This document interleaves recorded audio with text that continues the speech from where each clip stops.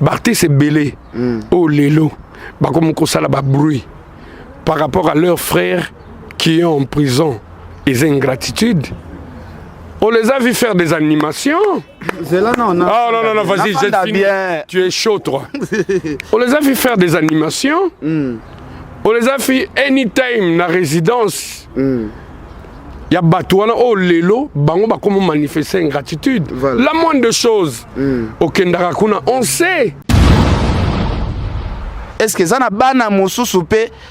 Il y a des artistes et musiciens oh barenyaka na sima ya kombo a Kamere. 60 ans, ils ont âge et maturité, où tous ont droit à erreur. Mais j'ose croire que Bateau Bazan a plus de 60 ans.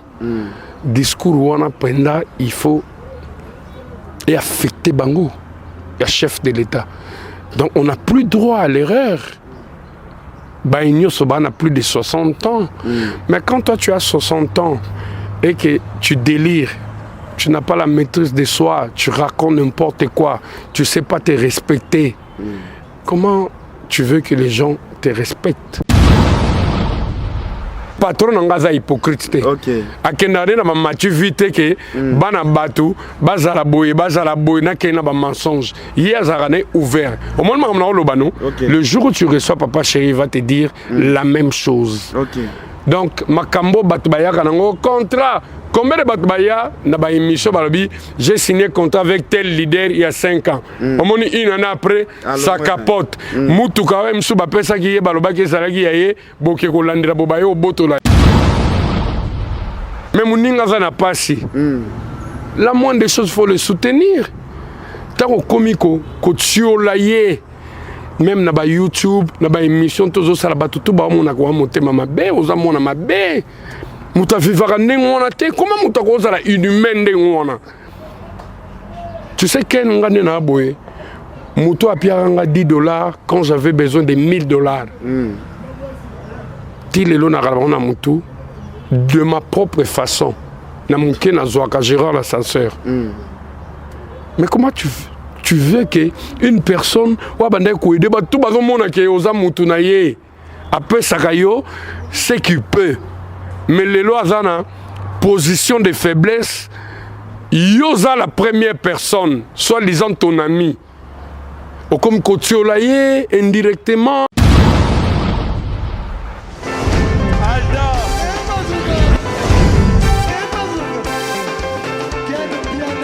Personne ne m'a dit, on dit quel bien.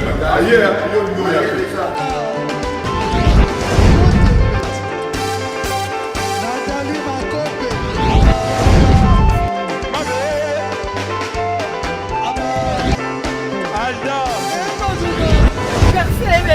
Fali à on va te là qui a donc il m'a envoyé cette énergie.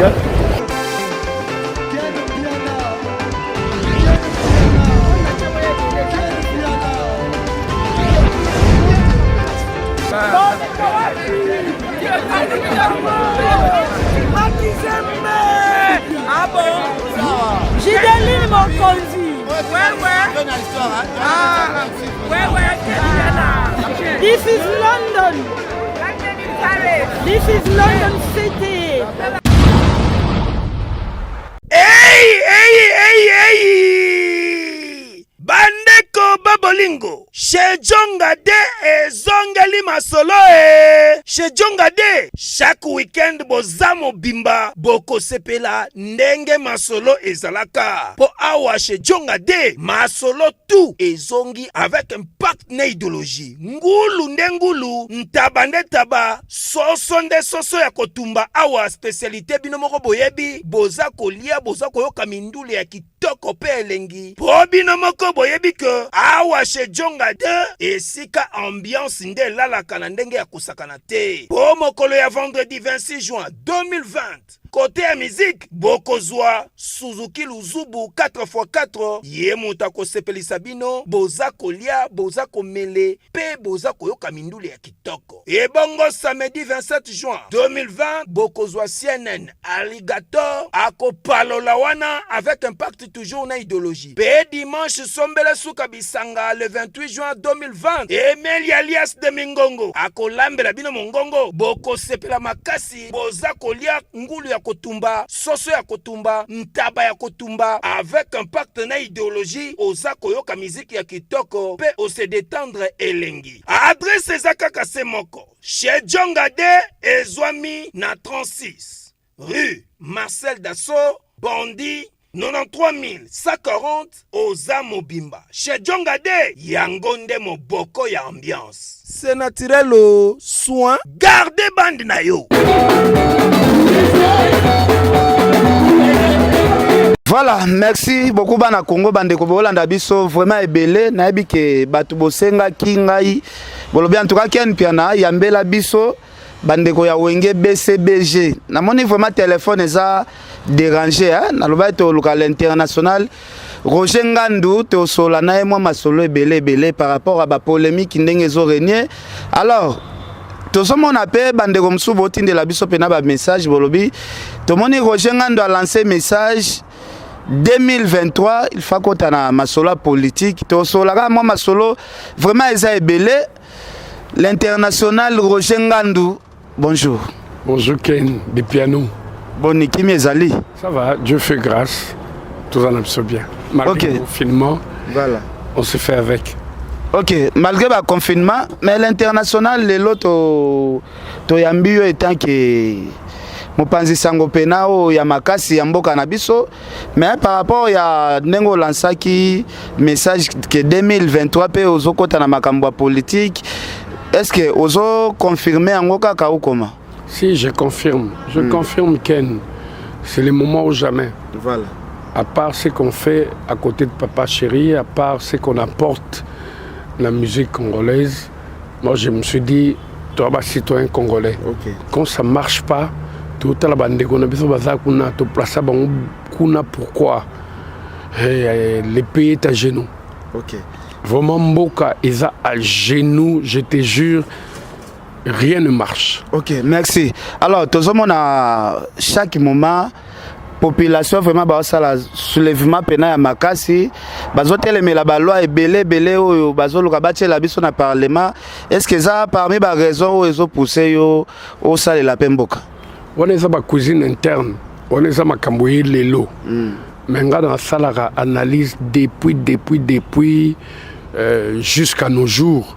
Vous comprenez maintenant que je ne sais pas si les politiciens ont en place nommé conscient que pour le bien-être de la population ou bien un intérêt égoïste remplir leurs poches, s'occuper de leur famille restreinte, s'occuper de leurs copines, de leurs femmes, de leurs désirs, il y a autant de danger, voyager anytime, compte bancaire vimba, ou bien se soucier de mboka, population à 90% souffre, la population souffre. Ça c'est quel pays? Oui, ça qui rien qu'aujourd'hui, pour que tu te retrouves au Sombabandaku, au Salabou, faut être un politicien. Et puis au Landelango, ils ont un salaire na bangote. Ils ont la mafia na kati, mbongo ya tel, il fallait ça li kamboutel, ils ont viré na makamboutel. Donc là, ça marche plus. Entre temps, mbongo wana, ils ont mbongo ya contribuable, ils ont yo. Ils ont l'un des BCBG, ils ont mbongo na biso to futa kaba taxe etc. Mais les politiciens comme confondre yango na ba poche ta bango ba sala ba désir na bango égoïste. Un pays ne peut pas marcher comme ça. Il y a un moment la dernière fois to sala émission na ibsaka OK. Ezaka na mboka oyo monaki muto azaki na ene lokote. Du coup, je ne sais pas comment et ça là qui va sélectionner Rabango. Voilà, Bozu Mouto Azagi Msou na véloté. Azagi na famille a bien été. azalaki na héritier te eloko te atanga mpe baklasse koleka bajeune oyo nyonso bazosilisa baklasse lelo te na baunikin na baIEC na baIFASIC etc aleki bango mpe na mayele te mais baose retrouve na bapoint moko boye oyo lelo ekomi ke bakomi koconfondre bakese ya l'état mbongo ya contribuable na bapoche na bango. Entre temps tous ces vieux là toujours kaka oyo azalaki tel na parti tel oyo azalaki na gouvernement ya tel oyo azalaki X personnes et tous ces jeunes là qui finissent ba classe na bango lelo place na bango ezanini. Moi je suis pas contre ces vieux là na contre bango te expérience pe na musala e kontaka on peut garder quelques têtes ba recycler bango et puis ba associer bango na ces jeunes là qui sont conscients qu'ils doivent travailler pour le pays, mais c'est pas ce que c'est pas chez nous. C'est déplorable, ça commence à ronger, tout ça quand même na ba foyer na biso pe to geraka, aux autres la biso ken toujours voyager, toujours attendre un franc. Voilà. Ou le que oli ata foufou, oli nzombo, oli matembele. Mais il y a des familles où tango talié boleli biso na ba porte na biso c'est comme koko na tongo boyebi ke ba souci bandi et avec le cœur qu'on a ya ko kabola emsu yokutu mbongo zaki nango zaka po assurer quotidien un jour wana mais otali moto azo souffrir bo na masolo soli na ngai obimisi opesi yokufa do atanzala. Et pourquoi ces gens là qui volent l'argent de l'État ça commence à nous révéler.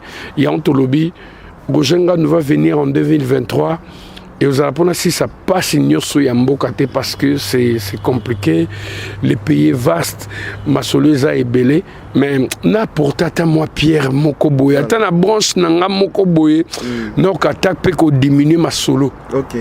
Alors soit on le peut savoir son point de vue par rapport à l'état des droits au Tomoni Lelo, Kalatoeba qui est un abatum sous bazaba et un droit.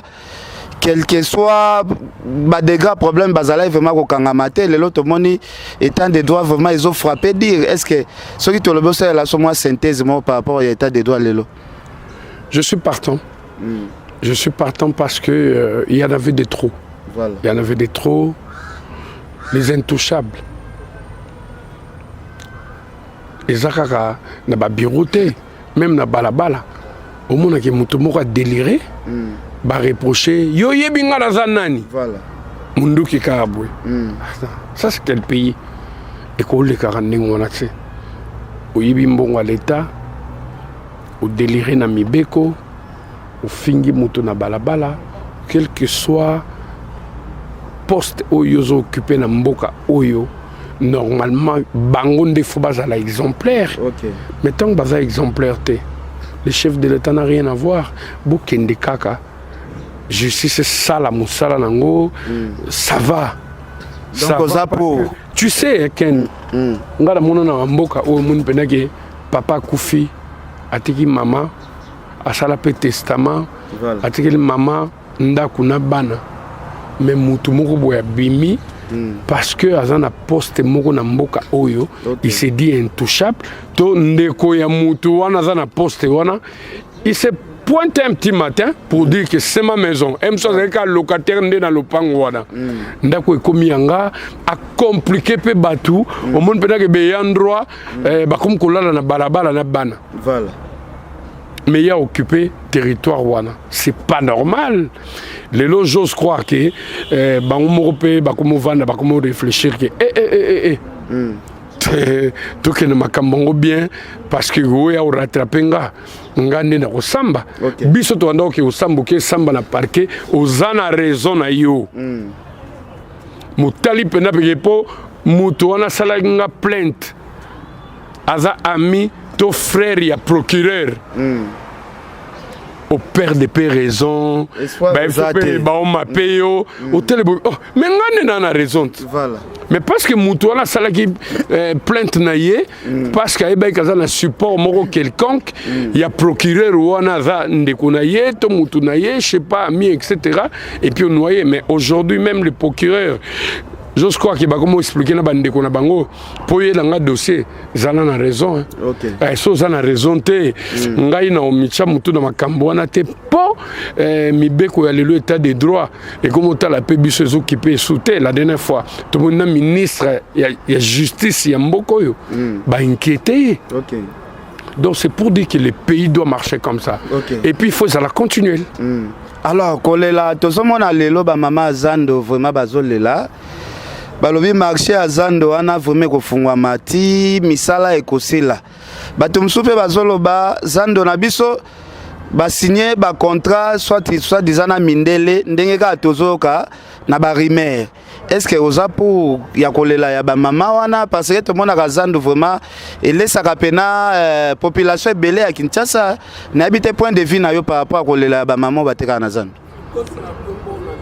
Je te jure que ba mama wana lelo bana babota pe bakokoma bakuluna ba mama na pe bakosa la prostitution ba mama pe belé wana ba subvenir ba besoin ya ba famille parce que mobali mso atanga azora pe musala te ou soit sora zo musala ava impayé ba mère pe bakoma ko soutenir aki ateki boya yepe na moi sachet sokeza na ndenge gouverneur alobaki babuka Zando basa la structure ya sika ba mesa ya sika makamtu ya sika ba tchena bateau ba banda s'occuper na propriété etc.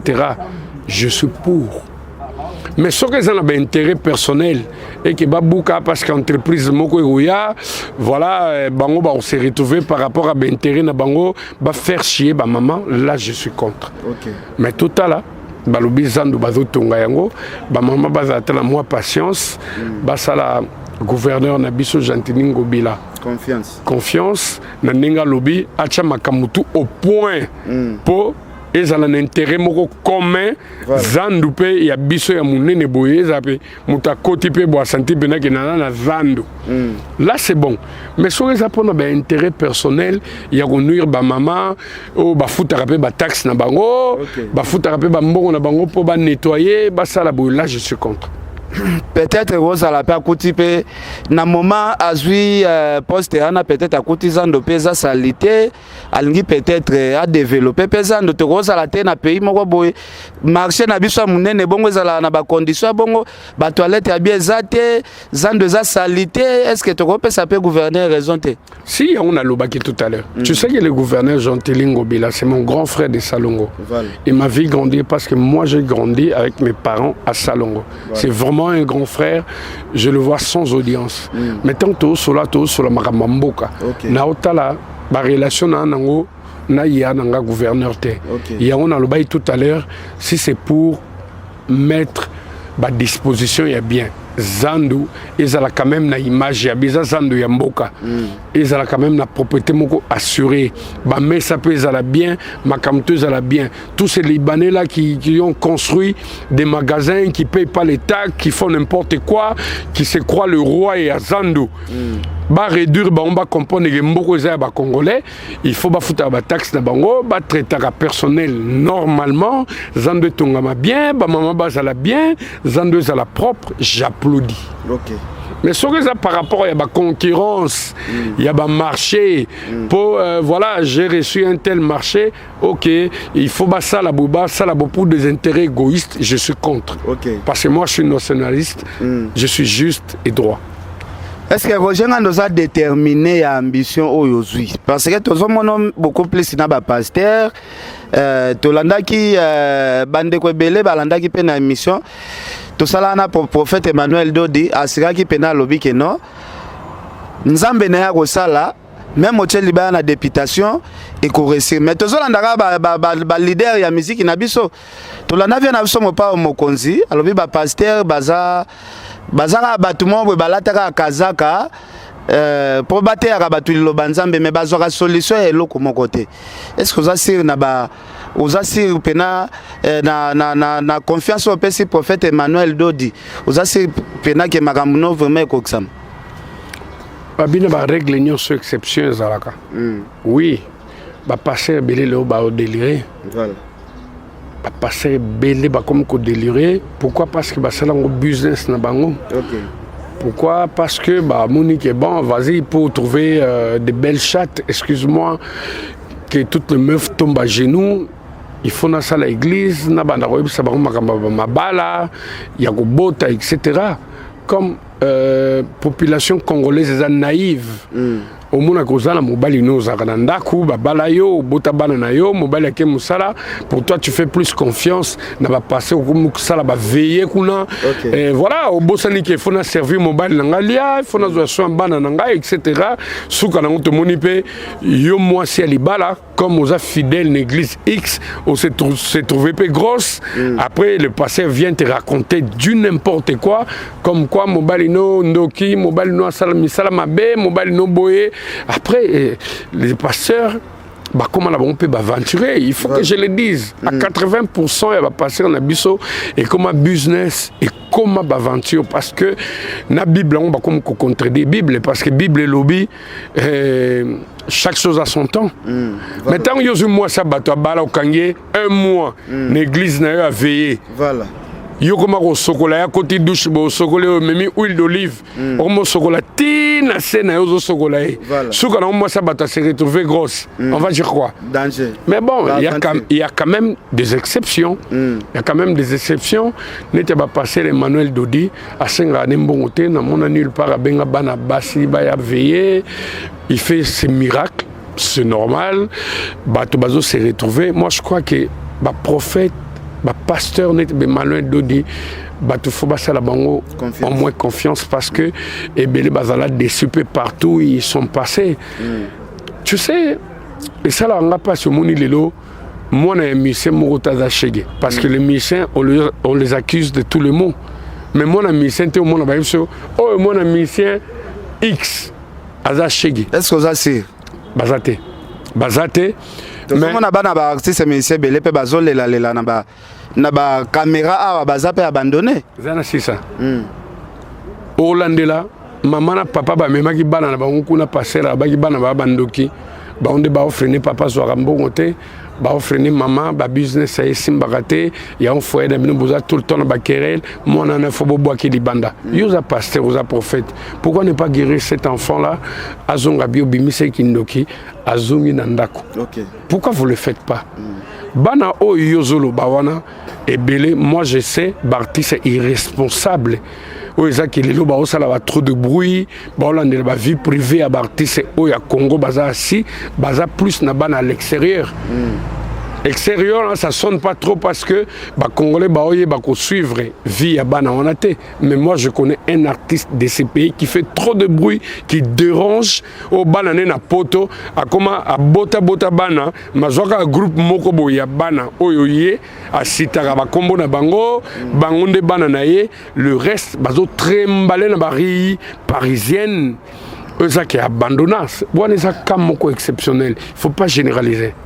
Voilà, alors, on l'a plutôt généralisé, mais tout le monde c'est comme si Bakango Zaneti partout na ba orchestre presque nyo surtout tout ça ba musicien presque nyo surtout ba kenda otanga na poto c'est que ça bakao ezaka partout non ba kotanga bana na poto ezaka ba musicien te quand toi tu es là autant bête Mikili, au comprenez réalité Mikili. Aujourd'hui, tu peux décider aussi avec le peu que tu gagnes, université, école, voilà, et ça niveau par niveau, école à l'été ali, école à privé ali, université à cher et ali, à moins cher payé ali, c'est à toi de décider.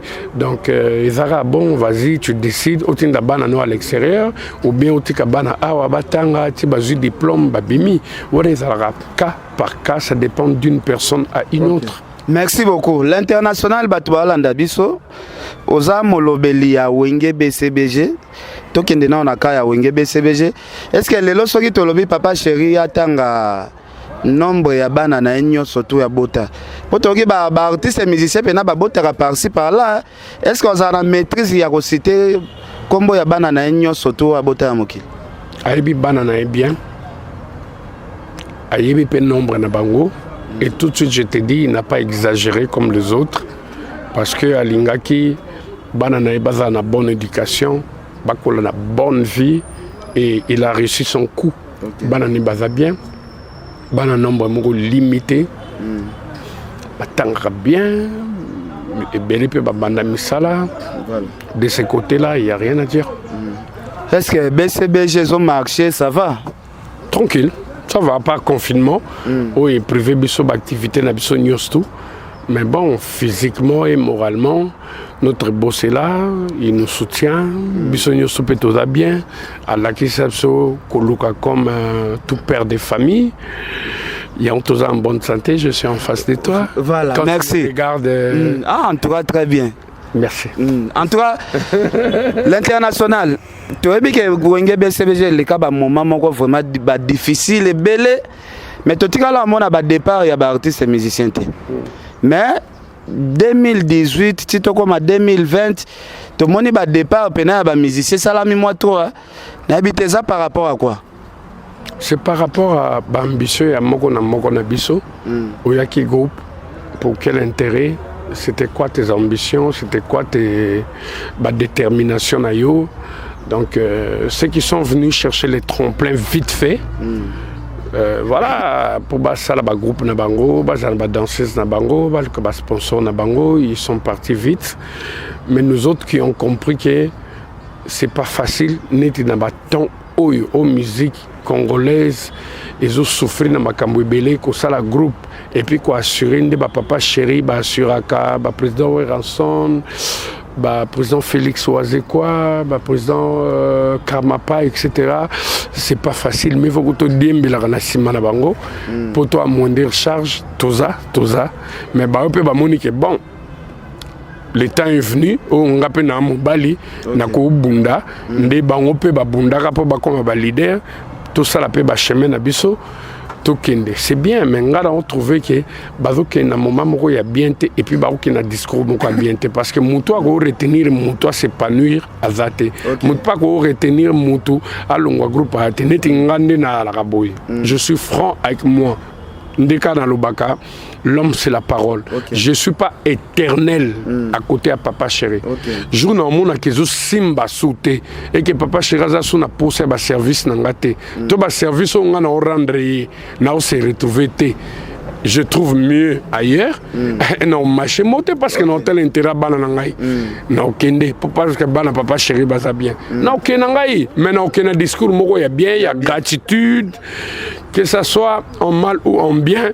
N'a remercié parce que la vie, moi je te l'ai toujours dit, il faut total la bien fait au muto, ça la gapona muto. Soit comme kota la gage, à Selenga 80% est bien. Jour moi ça la nga ma beboy. Finalement tu revivre. Tu y en a caméraman no aller bese pour vivre. Donc total la plus va bien. Ndé domidaka ma bé. Autos alaranangwa en famille, autos se supportaka. Donc moi je trouve qu'ils vont vite. Et puis, il y a un langage qui est bien. Or, il faut qu'il y ait un langage qui est leader na bango. Na nyoso basala po na bango balongola bango na via kikoso zo yemba yo moko zo yemba danger po ba mise bana mboko ya ba yemba kala ba kikoso wana bazwa même pas temps ya muto azoye a même pas leader amuna en face boazo musala. La moindre des choses, même si c'était la galère, mais au commis na combo o yo moko commis na niveau que bon je peux faire aussi mon groupe, on a reçu sa carrière solo. Mais reconnais seulement la personne qui t'a fabriqué de toutes pièces. Tu ne sais pas le sacrifice à ça là. Pour yo commander au commiwana.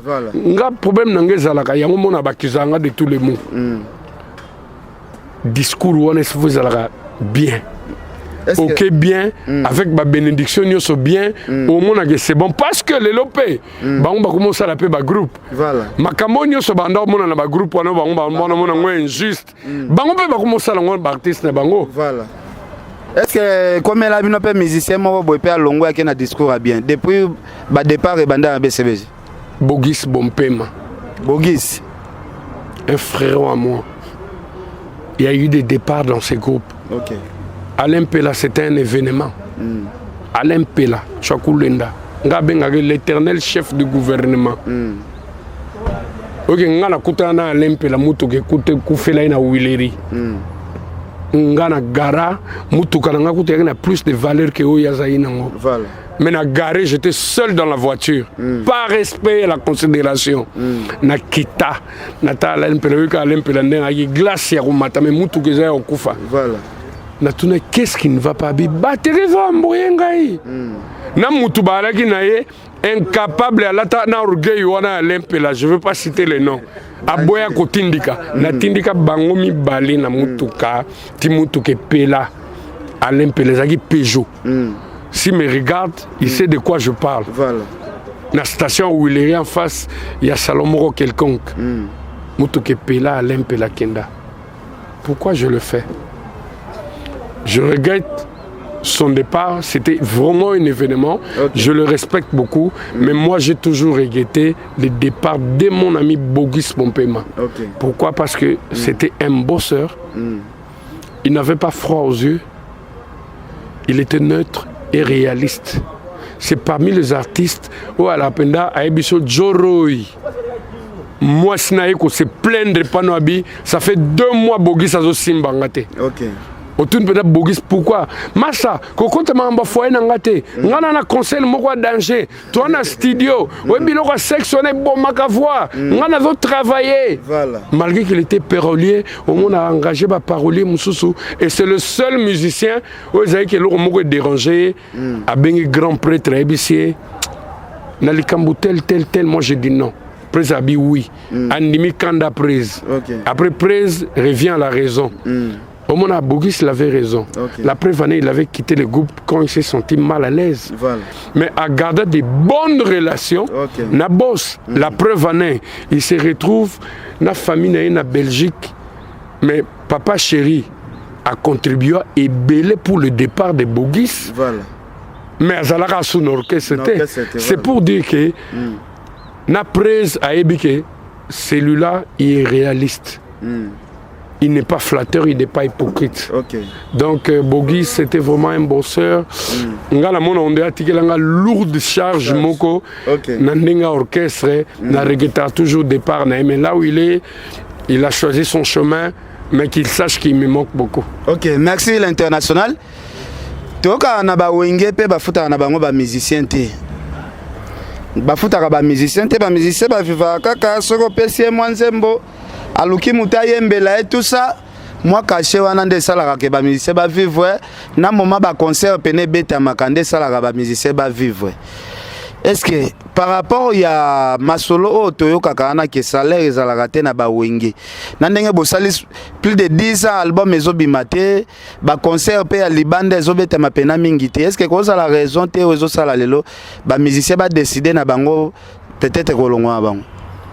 Le groupe WengeBCB, je ne sais pas que je tire la couverture de mon côté, parce que je suis parmi Bateau Composa, le dernier carré des chefs.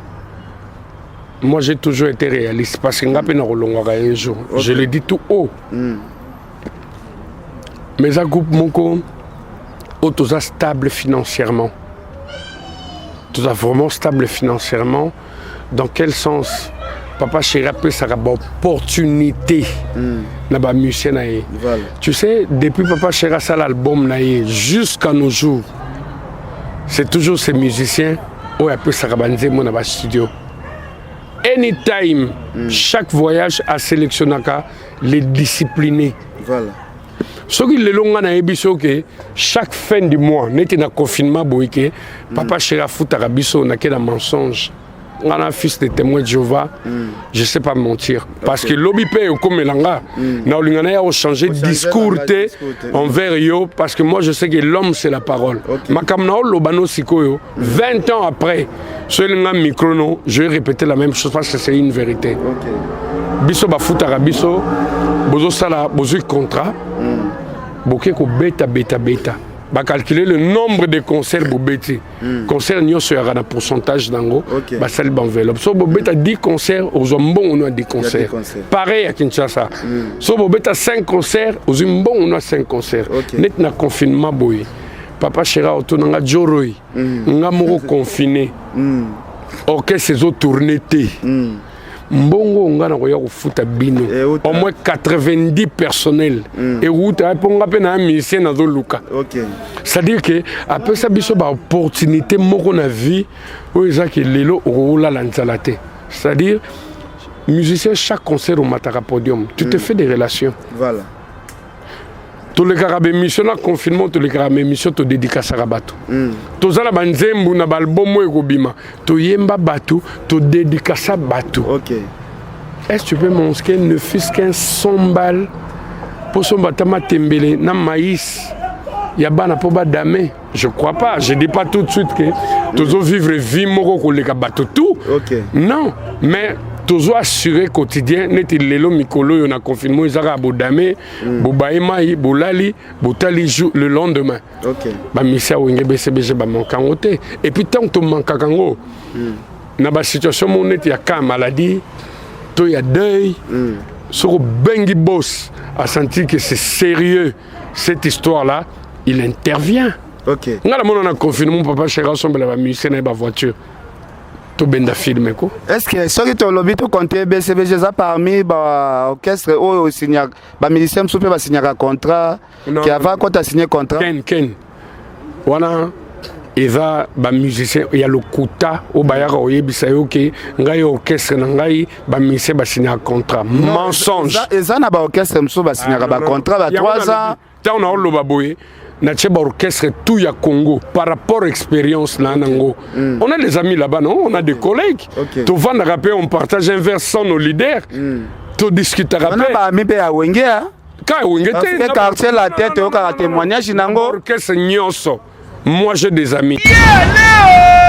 Ndeko ya Congo tala agence ya sûr paya rapide pour na transfert ya mbongo paya bakoli na ba lettre na même jour yango yo agence PTAM LTD oyo ekumba maka na mwana mboka évêque Patrick Tomoxi agasila afandisa idéologie na ndenge ya kosakana te awa soko ye okokuta ba service ekuba côté ya transfert oza mobimba okozwa ba service lokola transfert ya mbongo otindi mbongo lelo ozwi sikoyo mbala moko côté ya bakoli petit colis grand colis to lettre oza mobimba ekokoma mbala moko na même jour ape bazali na expédition pe fret maritime okoki pe kotinda mutuka na yoto conteneur yeba ke awa sécurité pe assurance ezali na nyonso soki olingi ozwa bango na ba adresse na bango ya Londres yango oyo tope okoki kobenga bango na ba numéro ya téléphone oyo plus 44 20 85 94 17 50 tope na plus 44 740 40 65 940 awa pe na Kinshasa to na RDC bafandisa mobanye na bureau oyo ezwami na avenue Chaumba numéro 334 quartier au commandement commune Gombe référence avenue de la science tope okoki kobenga bango na numéro oyo plus 243 89 40 35 909 bureau na bango fongomaka tous les jours du lundi au vendredi à partir ya 9h ngingo si 17h awa na agence PTAM LTD bafandisi service d'excellence et service ya ba client exceptionnel papa bakosa yote yakakaka awa na agence PTAM LTD bazana mufoko ya masolotu dit amen c'est naturel soin. Roger Koladar a discours anti mensonge. Aucun leader aujourd'hui a fait signer un contrat de travail na personnel na mensonge.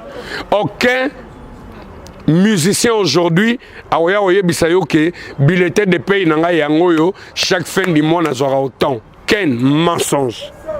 Eza ba flatterie moko ba sala ba leader je sais pas pour ba linga ba mingi et après tant leader wana voilà à quoi répugner yo au communauté fait tout le monde a bangot biso kuna banda futa biso te biso kuna ezala ki boy mangamtu na ndalo ba mensonge les autres bomana yo moko non l'international côté on il faut te reconnaître que malgré ça les marathons mais na quartier la terre Kofi tout le monde a musicien à Longwe bapesaka nefis kata témoignage que et pas Kofi to signaka contrat za bato musu bana ba contrat ba une année ya ba 2 ans ba 3 ans bazali balobaka za orchestre eza pena bien organisé côté ko signer ba artiste contrat na habité par rapport à quoi musu yo zo contredire na lobina tout à l'heure na signé nanga comme na tangi nanga comme leader mon côté. Je dis par rapport il y a ba groupe na biso ya musique, j'ai des amis, j'ai des collègues partout.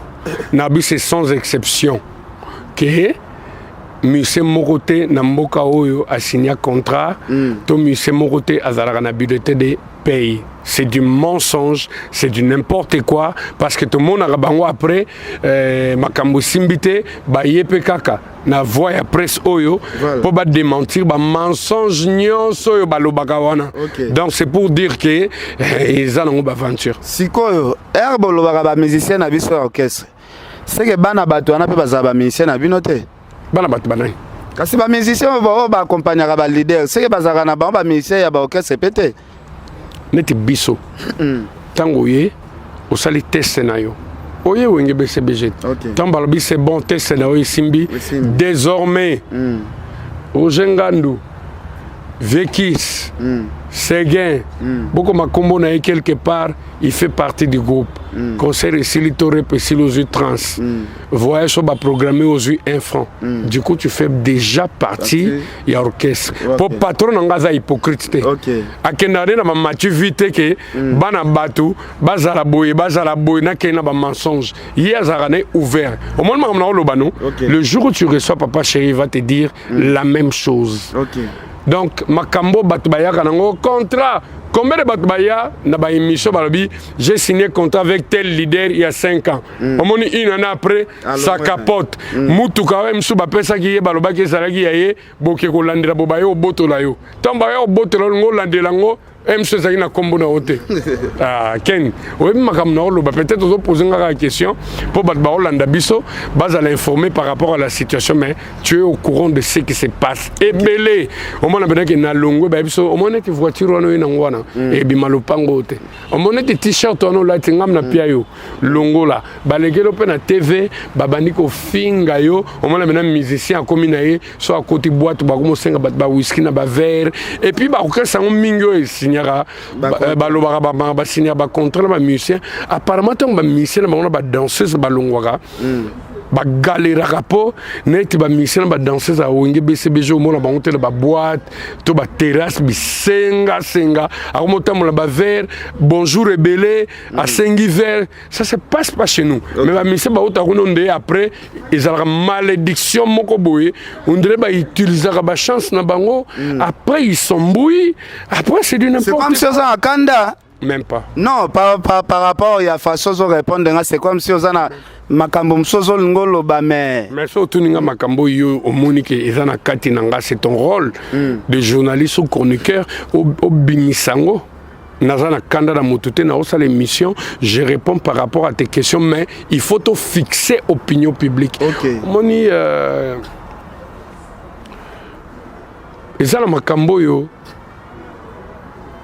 soki ozo loba yango te zo kufa na kati na yo ozo edepe baninga nazo kende na ogamal te ba fazi ozo bommape baninga grand prêtre Martin Luther King alobaka la mort d'une nation ou d'une personne c'est quand tu vois des choses et tu arrives pas à parler sur ces choses-là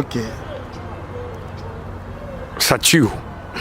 Quand il y a quelque chose à parler, au bon que ça dérange, il faut dénoncer pour qu'il y ait un changement. Merci beaucoup. Mais nga soki nazo lobate. Au moins il y a ba musicien mususu ba vanda la ki koso bazo yemba au revoir que c'est mon garçon na ke kuna. Famille bote katalo pango. Parce que ta on a kota kuna nga na ko sala boy. Il faut au moins na ba dire na biso boy balanda biso on rentre dans toutes les maisons sans pour autant toquer. Bazala fixer que ils a ba rêve, il faut bailler baka ou toqué, bah leader et belé bah ça va via bateau. Merci beaucoup. Tout le monde peut bana bah leader mususu tozui moi na bisonete Didi Stone waza moi na ya artiste et musicien Kofi Olomide vraiment na Instagram aza vraiment likolo kolera même ba artiste et musicien mususu. Rolanda qui ba journaliste belé tout ça ba kenda ça la émission na Kofi Olomide parce que ça Et ça actualité aux Obama. Ba artiste et musicien bakenda ko sala émission et ba journaliste bakenda ko sala émission na Koffi Olomide. Ba tunie ba lobby lelo na bana ba star nyonso tout. Moi no aza plus suivi na internet. Et ça ndeko na biso de distance. Tozomona ngwa tu fungola ko YouTube ne ça fait une semaine azobeta ba nombre de vues moko élevé na Instagram kutu aleki na ba artiste et musicien nyonso tout ya Congo. Journaliste a tourné une question. Moi, je suis venu à kombo ya papa na e.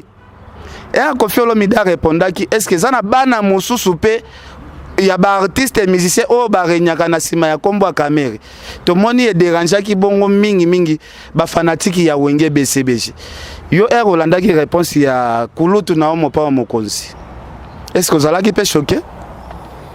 Ba kombo na yozotango, je sais pas, eza émission ya Wenge BCBG, je crois que je dois parler plus de mon groupe et de moi-même.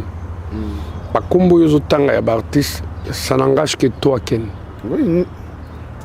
Ils ont engagé eux, par émission, ils ont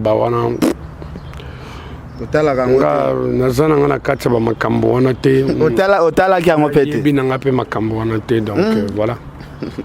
Na ebisaki oza makambo oza makambo bomba ni trop na mutema ozo kokaka oloba te même pas oza ba fanatique belé ngana ebiso ke makambo na ba kombo ba artiste ozotanga na makambo tout ils ont engagé aux émissions Wenge BCBG on parle de Wenge BCBG on parle de Roger Ngandou ce qui peut-être il faut na tirer couverture de notre côté na rosolem sur makambo ya bana na biso. OK.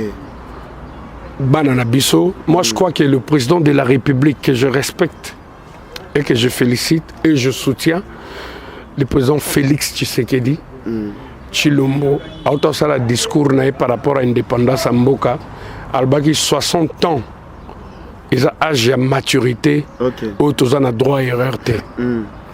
Mais j'ose croire que Bateau Bazan a plus de 60 ans, discours où on a pendant, il faut et affecter Bango, le chef de l'État. Donc on n'a plus droit à l'erreur. Baïnio Soba n'a plus de 60 ans. Mais quand toi tu as 60 ans et que tu délires, tu n'as pas la maîtrise de soi, tu racontes n'importe quoi, tu ne sais pas te respecter, comment tu veux que les gens te respectent? Neti banana biso. J'ose croire que dans les jours passés, Batutu Bamonaki, ce qui s'est passé, il y a Makamambo Kanabiso par rapport aux 100 jours. Ma fille, je ne parle pas de ma belle-fille, parce qu'il faut faire la part des choses. Belle-fille, na fille, na yo. Je parle de ma fille. Souraya Mpiana. À la université, na France, il y a Versailles. Tant que le nom de ton père. Jean Bedel Mpiana Chituka. Après Bakisaki, déjà la fille, elle est très bien éduquée. Elle étudie la faculté de droit à l'université à Versailles en France. C'est pas genre il y a ma fille Oyo, sa fille chaque année internet, il y a followers, il y a abonnés au Miteka pour avoir des vues et des clients. Non. C'est une fille Louba, où elle a bien éduquée par son père Louba. Elle a dit bah norme et tout, elle a dit chic il y a bien. Et puis à Tambolaka torse bombé, na combo ya papa na Jean Bedel Piana Chituka. C'est les sa combo te hein. Ndenge ya Louba ki kona yo c'est les te. C'est-à-dire que sona kena ndenge ya masolo. Ya masolo, voilà. Baluba mona kashama uji kashama na sepela na poloba no vérité hein tenga loba vérité mona kashama uji kashama voilà alors sini loba on peut na linga vas-y va comprendre ma solo c'est-à-dire que si toi tu as mal éduqué tes enfants dans la vie de l'internet, dans la vie de la prostitution, il y a affichage pour avoir des followers, pour avoir des abonnés, etc. Nous nos enfants on leur a bien éduqué. Bah manque à de rien parce que papa n'a pas un multimillionnaire. Avant de ça ma solo, bah petit baza bien, ma camteuse a bien. Mais quelque part entre parenthèses, Au monde Congolais ingrat. Étant qu'un Congolais maintenant, je ne parle pas parce que je travaille avec Papa Chéri, où je vois la part de nos enfants. Congolais ingrat. Barté c'est belé. Oh lélo. Comme ça là bruit. Par rapport à leurs frères qui sont en prison.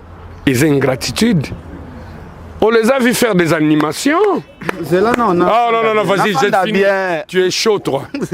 On les a vus faire des animations. On les a fait anytime na résidence. Il y a Batouana, oh Lélo, Bango va comment manifester ingratitude. Voilà. La moindre chose, au Kendarakuna, on sait. Ponda Gouane Ginda kwa Machuvi. So que vous 50 000 moki mombeye, bah qui au côté que vous avez 50 000. So au côté que vous avez 30 000, bah tout bah ebi ko Kenda vous avez 30 000. Voilà. Mais mon ninga ça n'a pas si. La moindre des choses, faut le soutenir. Tant au comico, kotio laye. Même na ba YouTube, na ba émission tozo sala ba tutu ba mona ko motema mabe, oza mona mabe. Muta vivara ndengona te, comment muta ko sala inhumain ndengona. Tu sais qu'un ngane na boye, muto a piaranga $10 quand j'avais besoin de $1000. Ti lelo na rabona mutu de ma propre façon. Na munke na zoaka Gérard l'ascenseur. Mais comment tu veux qu'une personne ou abandonne quoi de tout bazon mona ke oza mutu na ye après sakayo c'est qu'il peut, mais les lois azana position de faiblesse yoza la première personne soit disant ton ami ou comme kotiolaye indirectement c'est être inhumain bilo quoi il faut reprocher il faut battre voilà période où on a ba fanatique aveuglé on est ici là. Bon comme il passe là où j'investis. Mettons ba là yo mutu wana to yebi kazaki mutu na yo. Azo pesa yo quand tu en avais besoin. Tu applaudissais, tu faisais des au community à talako. Ozo beta na maboko pour muta bina. Les lois na ba contretemps, les lois yo tourné dos. Vous rappelez cette image à jour à mariage? Yanan ken. Quand ce jour il y a rencontre ya mutangot. Na moi je parle d'une situation générale. Natang nanga komba mutute, na lobi nanga mambo événement te natala rapé étant un Congolais. Natala rapé comme tout Congolais, na otala ce qui se passe au pays, les émissions politiques, les émissions culturelles, na kota rapé YouTube, natala rapé ba musiciens comment ils réagissent. Situation on a dans le bas, usage général, natang nanga komba mutute, mais la personne qui est concernée, non, c'est pas comme ça qu'on vit. On doit être reconnaissant dans la vie. D'abord, on doit être reconnaissant dans la vie. Voilà. Même si y a un souci, moi je le dis, on va chroniqueur, chroniqueuse. On va interviewé, mais on t'a vu avec Ken. Voilà. Moi j'ai eu des soucis dans Millennium, il était toujours avec moi. Et à l'époque je lui donnais. Voilà. Mais aujourd'hui j'ai un souci, bon on en a bien Ken à l'époque, nous repions aussi côté. Voilà. Nanga pena témoigner oza muto pena keno soki na zangi moi somme moko boye nazala ko sala coup de fil to kepe na banque obimisi mbongo nga pena zala reconnaissant. C'est pour dire que Lelo au soutenanga kuna otala onga na pia otena bosana pesanga visa zolo bebele il y a problème té. Maintenant on a dit ah j'avais tel souci batutu kutu on a banda ko aider plus yo ba repunyanga mais quel était tout pour toujours pour moi quel a son engagement na ba orchestre belé mais il n'a jamais parlé de mal il y a patron nanga voilà pourquoi anytime quand tu m'appelles naroya oga ozakande mutaken j'accepte. Bino pe boke luka batuna bino. Pourquoi j'ai appris de mes parents à être reconnaissant dans la vie. Attends la moto à sombela yo bouteille à maï quand tu en avais besoin. Les Congolais ils sont ingrats. Je sais pas makila nini ba Congolais to tambola ranango, il est prêt à trahir, il est prêt à manifester ingratitude, je sais pas. Voilà. N'était pas musicien ou ana. La moindre des choses, avant d'atteindre les enfants de mon patron qui sont bien éduqués, ils se conduisent mieux que tes enfants. Zano reconnaissant la moto mokili mobimba bosala ba vidéo et dagayo au tourner do. Mais comment voulez-vous que na ba propos na ono zo luka loko sila na yo, ozo luka buzz, ozo provoquer papa chéri oyo aki parakutu yote poison isona arrêtons les petites discussions du coin de la rue Ken. Voilà, Karine Manar ozolanda biso, Sir Pauline Lumumba, Archie Patrick Tomosi. Navia nanga aimé Lumbala Bolanda biso, vraiment sœur Nathalie Neymar. Mon frère Louison Mbata yo yebi ozolanda biso. Batu Bolanda biso vraiment ebelé en tout cas. L'international azana moi malobebela lobame. Toboy ko pousser vraiment ekosala biso vraiment bien tenabi que Karine Mana ozolanda biso. Bande ko boza ebelé bozolanda biso. Boyebi et ça n'a pas question mususu et permettre de rater que te poser. Des pianos. On comprend d'angoa. On comprend d'angoa. Moi je suis là poser na yo. Bino ba musicien bo sengi que non poste wana caméra ya dirka puis bo ba pesa bino ngoka bino ba musicien. Faut arrêter. Faut miko na otendre on a moto yo.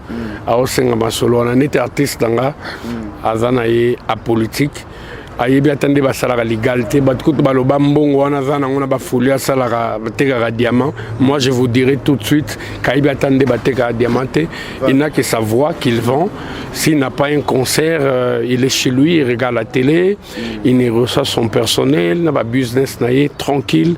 Donc Luka autant de miko na moto azo salama solo wana. Donc nous on n'a jamais visé la politique. Quand je parle de nous, ça dit les groupes, mais moi personnellement en 2023, les pays est à genoux. Voilà, nos autorités sont égoïstes. Moi, je crois que c'est le moment où jamais il faut peut-être libaya toi pour te payer un truc de plus dans la politique. Il y a beaucoup de choses parce que la population va souffrir. Il y a beaucoup de choses, millions de donc, toujours, quand on a matoyi, et même si tu n'es pas politicien, même si tu ne calcules pas ces choses-là, ça fait rébeller. Autant que, moi je suis même pas à mesure de la classe oyoka million moko bimaki et salaki boy million muso bimaki salaki boy million muso bimaki salaki boy neti ngalelo c'est mon avis biloko neti otozo sala baso de mouton c'était pas une priorité voilà par rapport à moi et sa priorité priorité neti ponanga si j'étais à la place du chef ezalaki kobongisa banzela nyonso ezo relier ba province na capitale ba damage ezo pola ba mboka wana tout ezo koka idenga pe na soutenir yango voilà so des moutons ça nous bouffe des millions mbongo wana so ba tchaki on banzela ba damage ezo ta ba province et ya boy dollar ngai comme na 20 000 francs $10 te voilà tonga to somba so ya maïs na exprité à quoi ça sert? Moi je crois que ça va maturer. Ils allaient bâtiment balinga ka ba créer un marché pour se retrouver derrière. Saut des moutons. Net ya masina wana. Ezaka nzele zaka moko les deux bandes au matino ka après kitikuna. Ça sert à quoi? Voilà. Mbongo ekota wana servir la nini mbongo wana bukotsa wana ba route ezo relais ba province awa elinge sala biso bien papa voilà bat banga balia à leur fin mutalanga bimana kwanta luka journal toi comme un politicien aye ba pourquoi ça bloque congolais les lois comme un politicien pourquoi ola mukana tongo wana mos na bando zala mbongo osombe la banate bana ba papa orange tu ne même pas à mesure voilà. Comment on est politicien? Ça s'appelle un bétail rebelle, penamboko, oh, barosom bela sope ba tracteur et salipe ba bilanga. Mais espace ça est belé à minene donc. Voilà pour des hectares yo ba opé ça et ça coûte makamba somba te faut ba pesa net yo bo ça di projet na yo au côté yango ba adopter yango ba pesa matos ba pesa financement ba pesa ba graine ba pio masolo tout au sali et puis au fur et à mesure aux réglant ba crédit na mboka. Voilà. Mais les saut des moutons, ça nous sert à quoi? Voilà. Saut des moutons, ça nous sert à quoi, man? Merci beaucoup. Alors, Tosenga Pena, Papa Nabiso mokonzi mboka na yebike akuta pena mboka na kati ya libulu pena makasi. Tosenga nzamba asunga ye kaka, asunga ye asala pena misala minene na asike kosimba mboka batonga ngoka malembe ekosimba nangoka. Alors l'international tokomi vraiment na suka ya émission na biso na ebité message clé nini opesa bandeko balanda biso vraiment ebele moi ba dédicace pe na bandeko balandi biso. Moi c'est par rapport à mon groupe bien sûr. Confinement de Yambouria qui va faire, mais l'album n'a pas comme un fin prêt. J'ose croire qu'on a fait un confinement où on va lancer l'album sur le marché des disques. Papa Chéri fera de son mieux. Dès qu'à ça pour consoler, pour éduquer, pour réconforter la population, parce que c'est parmi les rares artistes au Israël. Il n'est pas artiste seulement pour distraire la population, mais pour aussi essayer de rééduquer la masse. Voilà. Mais par rapport à la politique, les autorités de confinement en confinement, dans le pays organisé, tout le monde ils se font avec. Et puis confinement, ils ont accompagné les denrées alimentaires, ce qui n'a pas été fait pour notre pays. Sachez que la population souffre. Si vous continuez dans le bloc à confinement, le peuple va se rebeller, on ira piller pour Kakapotolia. Alors, vous êtes là pour la population et la population n'est pas naïve. Congolais du jour à mesure. Quand des okota boromona soulèvement moroba ondima mboka mobimbe kufa et bino bozanga ou passé. Donc vous avez tout intérêt aujourd'hui à calculer la population. La population va souffrir. Moi je vais venir en 2023. Na limite na ozoba corruption de tout le monde ba sous-sol, ba sous-table parce que déjà ngana lobarango pour oser l'autorité ya mboko ozo poso sala boy. Tu dois d'abord ou ta famille à bien. Ce qu'on a riche il faut à l'héritier, toi assurer à quotidien. Les aga mboko ozo mona ke mutagi n'est pauvre. Voilà pour ça la ka flatterie du roi, boté na place moko boye ou bien parce qu'il a été témoin gênant, ndebo pese ba million à comme riche, à penser qu'à la famille est restreinte, à penser à penser à la petite copine de la rue, en tout temps la population ça va pas. Donc penser à la population, c'est la moindre des choses, les lois, le pouvoir, la célébrité là, ça va compliquer un jour. Donc on a tout intérêt et puis je te remercie infiniment, je remercie mon cousin Blanchard Bayonne en Grande-Bretagne, je remercie Papingan de New Rich en France et Batinho Souba Landabiso. Roger le combattant. Avec toi, Paola Schengen. Petite sœur propre, donc Patrick, le charismatique Patrick Moukoulou. Oui, Jenny, bon anniversaire à toi, je suis de cœur avec toi. Ndoi, Roger le combattant. Roger le combattant, Yépe, Azalara Netinga, donc à Télé Melarapena Makamu, Joro, chacun na au monde. Roger le combattant, il est le chef de l'État, donc à Télé Melarapena faire, donc Tobunda Kaka, je sais que nos enfants ne vont pas bénéficier aujourd'hui. Mais peut-être Bananabiso Baroya, Kabako Nebiso Baroya va bénéficier, mais c'est le moment où jamais, dès qu'un Martin Luther King Aloba, quand il y a des trucs à dénoncer, quand il y a des trucs à dire, c'est le moment de les dire, sinon après c'est la mort. Merci beaucoup. Roger le combattant, Nalande Pasteur Ngefa Zofinga Roger le combattant, Tina Basex, Mama. Ah! Pasteur Ngefa. Hein? Oko calculata ba moté ato swani na combattango bando finga na mama na Roger le combattant zaneti Gilles Coury aux États-Unis communément appelé Jordan. Donc bamba pareil ba télémena penda faire mboka quoi. Merci à Prince Yaweli Nasir to komi vraiment na suka. Merci à Alain de BCBG, Adel Djogo Bagou d'Angers, Sir Pauline Lumumba, Mauvais Luzon Mbata, Patrick Tomosi, Archie, Yoyebi, Koko Arafat, Angel Moussoeli Makizembe. Baxelanga Blaise Noël. Blaise Noël. Kalonji. Suède, donc. Alain Bouchi aux États-Unis. Eva Chimanga. Voilà. On est vraiment ensemble, quoi. Merci. Tosuki Wana.